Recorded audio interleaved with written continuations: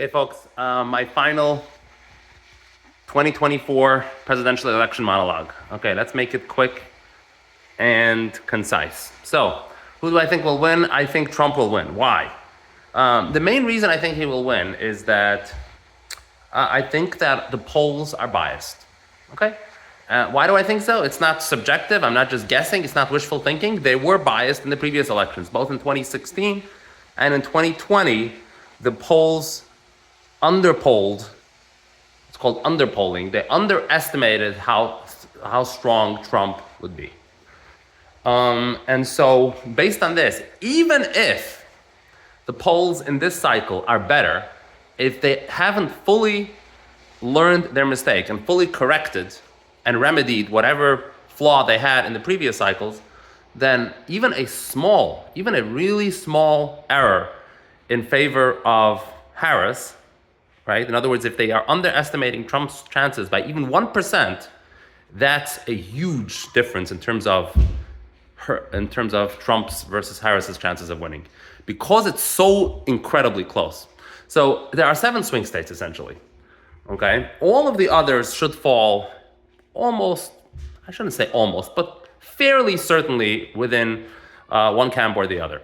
So the 7 swing states are Georgia, North Carolina, Arizona, Nevada, and the blue wall states of Michigan, Wisconsin, and Pennsylvania. Now, the true toss-ups are only these 3. Actually, I wouldn't even consider it these 3. I think the true toss-ups is only Pennsylvania and Wisconsin. Honestly, it's only Pennsylvania. I think Trump, Pennsylvania and Wisconsin. I don't think Trump is going to win Michigan. And I believe Trump will win all the other 4. Okay? So given this scenario, that the other four, the average polls on RCP, you'll see, is slightly in favor of Trump. Again, taking into account the Harris bias in polling, I think it's just, you have to believe that Trump is going to win. Okay? So, if the polling is showing a 1% lead on Trump, then if they're off by even 1 or 2 points, then the chances of a Trump win is very high. I'm talking about like 70 plus. These polls are over. They do them over and over and over again. And it's just, there's very little room for error here. So,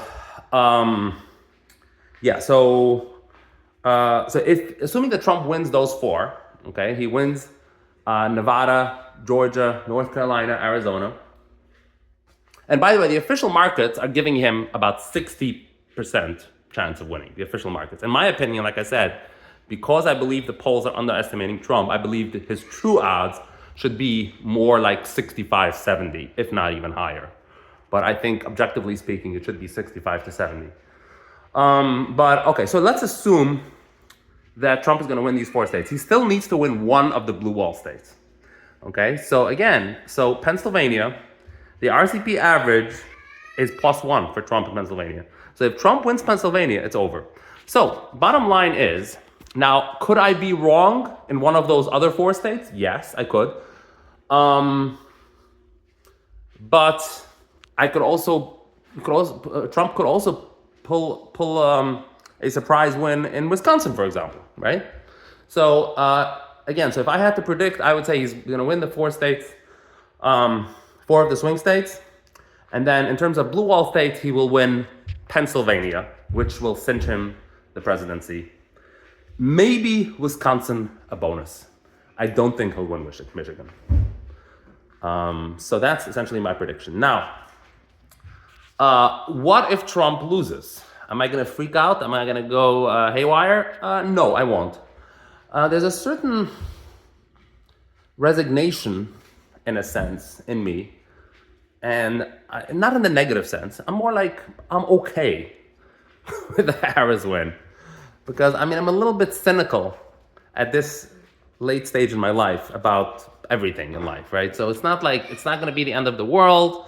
Politicians are politicians. They do what they do. And there's corruption everywhere regardless. And there's huge government waste regardless. There's over-regulation regardless.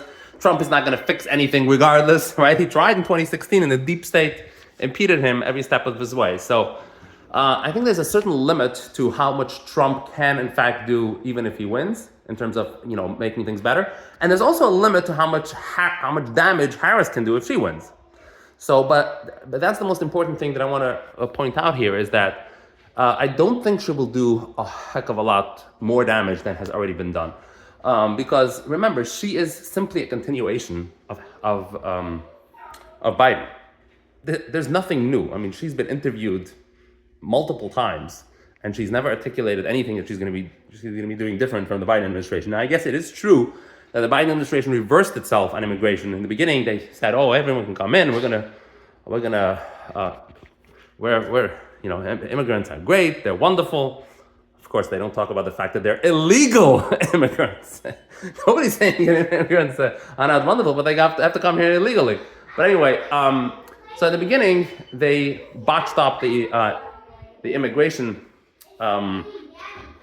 question, but in the last few months, they've reversed themselves. So that'll happen regardless. In terms of Israel, I think that Israel will triumph over its enemies regardless. And it's going to be a lot harder under a Harris administration than under a Trump administration.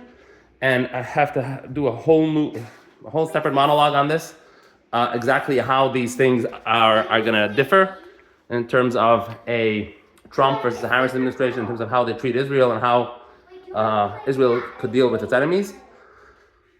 And yes, it does make a big difference, what administration there is on American soil. So yeah, but that's for a whole entire different time to discuss. But having said that, Israel is not going to lose regardless. So at the end of the day, when push comes to shove, America will stand on her side. Okay? So again, there's no substantive difference there. In terms of the war in Ukraine, I think there is actually greater difference in that regard, because I think that Trump will end it. He'll basically push Ukraine to agree to some type of ceasefire, a negotiated settlement. And which I think Russia is fine. Russia's okay. Russia is not interested in continuing this war. So they want a respectable, dignified way out of this. And the only reason it's continuing is because the West is not interested at this point in time to negotiate with Putin. But Putin wants negotiations. Again, right now, he wants it more than the US wants. So in other words, we're dealing with a warmongering administration, so to speak, right? Okay, so in terms of, like I said, so immigration is going to reverse itself regardless. War in Ukraine does make a difference. Israel, not that much. It makes a difference, but not that much.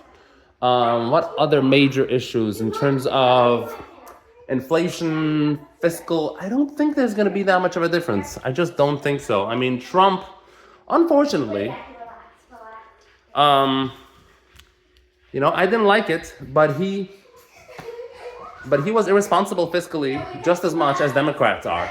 He increased the deficits quite a bit. The COVID spending, he started it. I was very much against it, the COVID stimulus spending.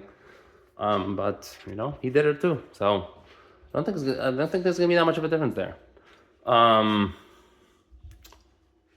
What else is there? So we have that. Regulation. Regulation is another major difference here. Regulation and DEI, those are the two other issues. Abortion is a whole bunch of bullshit. There's going to be no difference at all in terms of abortion, whether it's Trump or Harris. I mean, it's a state matter, as it should be. The federal government is not going to get involved, as they shouldn't, and that's the end of it. So all the women who are voting for Harris because they're just truly being deluded if they're thinking that they're voting rationally on this. I think that the true reason why women vote for Harris is because of identity politics, because she's a woman. That's it. So, but they don't they don't want to admit it, right? They certainly don't admit it to others, but they probably don't want to admit it to themselves either, that you're voting for someone because of that person. That's embarrassing, right? So they say, "Oh, I'm voting for her because of abortion." But that's, like I said, there's no rational way. If I had a conversation with any of these women, how exactly is that going to make any difference at all to you? Okay? Nobody, again, objectively speaking, Trump is not proposing. Nobody in the Republican Party is realistically proposing that there should be a federal ban on anything. So it makes no difference. But what other thing I want to say? Oh yeah, so DEI is a big thing. Okay, so the Biden administration did accede to the progressive wing in its party when it comes to DEI. And so that's going to reverse itself. So that's good. That's arguably, I think, the single biggest issue to me in this election is DEI. In terms of regulation, the Democrats love regulating. They regulate the heck out of the economy, out of people, out of businesses, out of everything. So that's another big difference between the two.